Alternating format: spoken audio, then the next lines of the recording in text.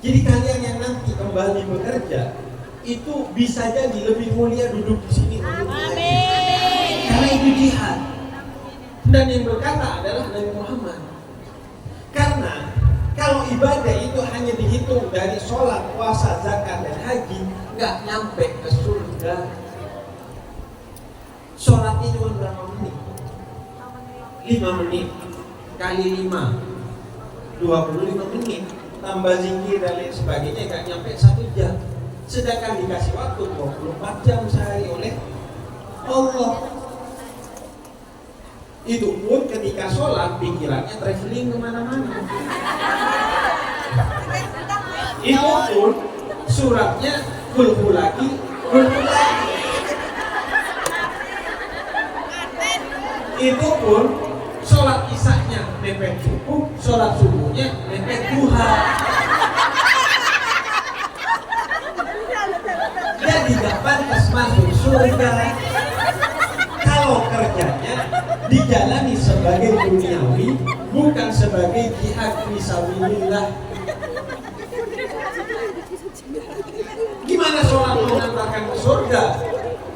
Subuh kesiangan, duhur kerepotan, asar di perjalanan, maghrib kecapean, isya karena sering jadi tahu. Maka kita diajarkan bahwa dunia ini terlalu sedikit modalnya dan terlalu panjang perjalanannya. Perjalanan kita menuju Allah itu terlalu jauh. Sedangkan modal kita terlalu sedikit. Sehari 24 jam, hidup cuma berapa puluh tahun, mentok 100 tahun lebih sedikit. Gak nyampe, insya Allah.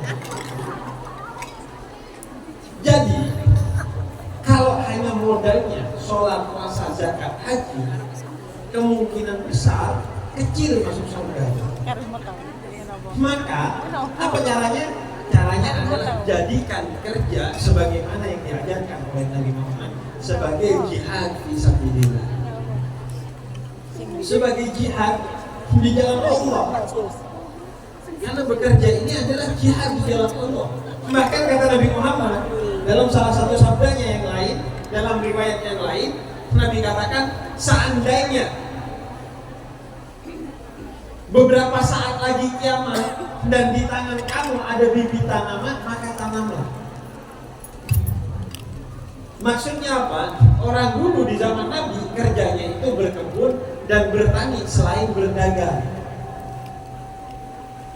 Maka kata Nabi, wahai petani, seandainya beberapa saat lagi kiamat dan kamu masih punya bibit, tetaplah bertani, tetaplah bekerja, karena itu ibadah yang mulia, karena itu jihad di jalan Allah. Orang kan kalau ingat kiamat pasti mikir melakukan sesuatu yang paling mulia agar di akhirat dia bisa selamatkan. Dan kata Nabi, yang paling mulia, dan kata Nabi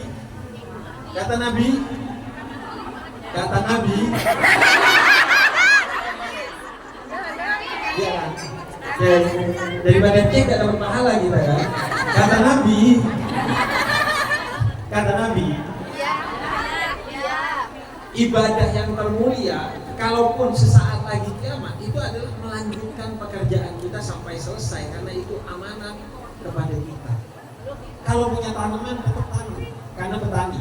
Artinya, kalau kalian lagi nyuci baju, punya majikan, tiba-tiba ada kabar 5 menit lagi kiamat, kelarin. Karena itu ibadah termulia bagi seorang yang sedang bekerja, yaitu menyelesaikan pekerjaannya dengan baik, karena itu amanat dari Allah. Makanya di Indonesia itu warung Madura bukanya sampai kiamat. Kiamat buka setengah hari. Karena kenapa? Kerja itu ibadah, kerja itu jihad. Nah, dengan menjadikan kerja sebagai jihad, maka insya Allah pahala kita itu besar. Karena sehari kita bekerja 8 jam atau bahkan lebih. Maka itu jadi ibadah semua. Bahkan ibadah termulia yaitu jihad fisabilillah, jihad di jalan Allah. Jangan biarkan itu sia-sia hanya menjadi aktivitas duniawi. Bahkan para nabi sekalipun, misalnya Nabi Allah Daud, Nabi Daud itu adalah raja yang kaya raya dan melahirkan raja yang paling kaya raya, yaitu Nabi Sulaiman. Tapi Nabi Daud itu untuk sesuatu yang dimakan oleh beliau bekerja, yaitu menjadi pandai besi, tukang bikin pedang, tukang bikin tombak, tukang bikin baju besi buat perang dan lain sebagainya. Padahal beliau kaya raya, raja. Tapi untuk yang dimakannya bekerja sendiri. Karena kenapa? Karena bekerja itu adalah jihad di jalan Allah. Karena itu jangan sia-siakan kerja sebagai aktivitas duniawi saja. Jadikan ini aktivitas ukhrawi. Jadikan ini sebagai jihad, sebagai ibadah. Maka orang kalau kerjanya dijalani sebagai ibadah dan apalagi sebagai jihad, yang pertama dia akan bekerja secara profesional. Karena dia tahu bahwa walaupun tidak dilihat majikan dan walaupun tidak ada CCTV, ada Allah yang selalu melihat dia. Karena dia bekerja sebagai ibadah kepada Allah, bukan hanya untuk kepada majikannya. Agar apa? Agar kita berharapnya kepada Allah. Karena berharap kepada majikan itu adalah seni paling sederhana untuk mengecewakan diri sendiri. Jangan berharap kepada manusia, berharap kepada majikan. Wah, kalau kita baik, dia senang. Tapi kalau ada salah sedikit, kita dipecat. Padahal salahnya 1, baiknya 1000. Jadi berharap kepada Allah agar kita tidak kecewa. Karena Allah akan membalas semua kebaikan yang kita lakukan sekecil apapun dengan berkali-kali lipat. Maka orang yang bekerja sebagai ibadah dan jihad, dia akan profesional karena dia kerja kepada Allah. Dan gak usah khawatir kalau kerjanya sebagai jihad dan ibadah, gak usah khawatir karena bosnya Allah. Maka Allah akan mengganti semuanya.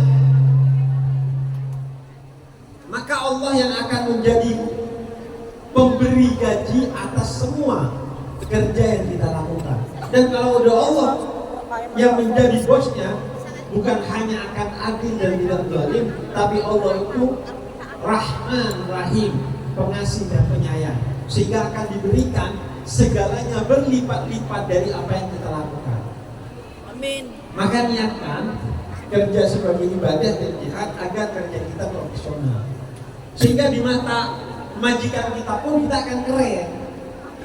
Karena kerja kita profesional. Itu yang pertama. Kemudian yang kedua, orang kalau menjalani kerja sebagai jihad, maka jihad itu adalah ibadah termulia.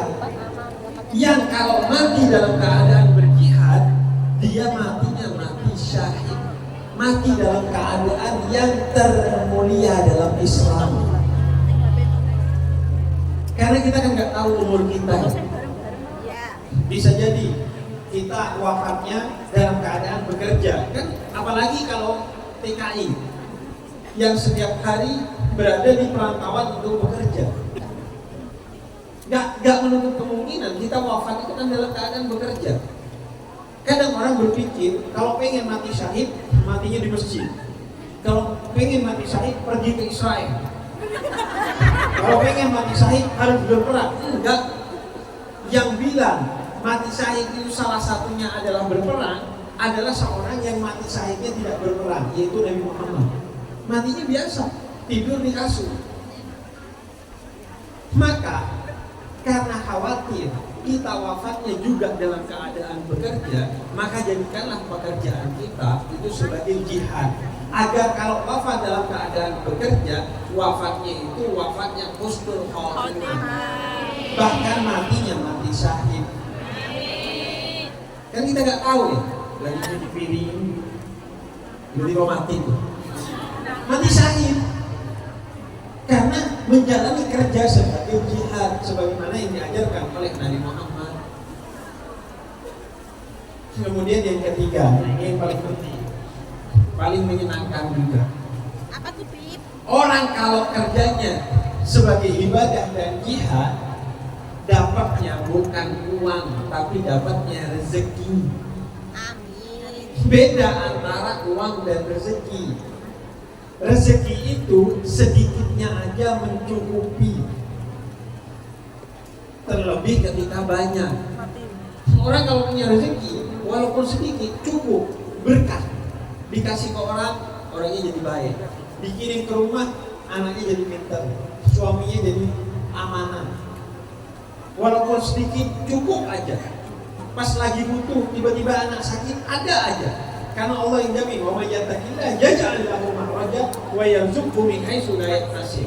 Siapa yang bekerja sebagai ketakwaan kepada Allah, maka Allah akan mencukupi semua kebutuhannya. Kalau ada masalah, Allah akan kasih solusi bahkan dari tempat yang kamu tidak duga-duga. Rezeki itu sedikitnya cukup, terlebih ketika banyak. Adapun duit, banyaknya belum tentu cukup dan membahagiakan. Ya. Berapa banyak orang yang duitnya banyak tapi gak bahagia? Justru sejak punya duit, dirinya jadi sombong, temannya jadi pergi, hidupnya jadi repot, matinya jadi su'ul khotimah. Sejak punya duit jadi sombong, sejak punya duit jadi maksiat, sejak punya duit jadi rusak. Bahkan punya duit gak bisa menikmati duitnya. Punya duit mau makan daging kolesterol, mau minum yang manis-manis diabetes, mau makan kacang asam urat. Gak ada hatinya itu duitnya. Kenapa? Karena tidak ada keberkahan, tidak ada rezeki dalam duit itu. Duit itu banyaknya saja tidak membahagiakan, kadang menyengsarakan. Apalagi sedikit, sudah pasti menyengsarakan. Tapi kalau rezeki sedikitnya itu penuh dengan keberkahan, sehingga mencukupi dan membahagiakan. Caranya mendapatkan rezeki adalah dengan kita bekerja sebagai ibadah dan jihad, sehingga yang kita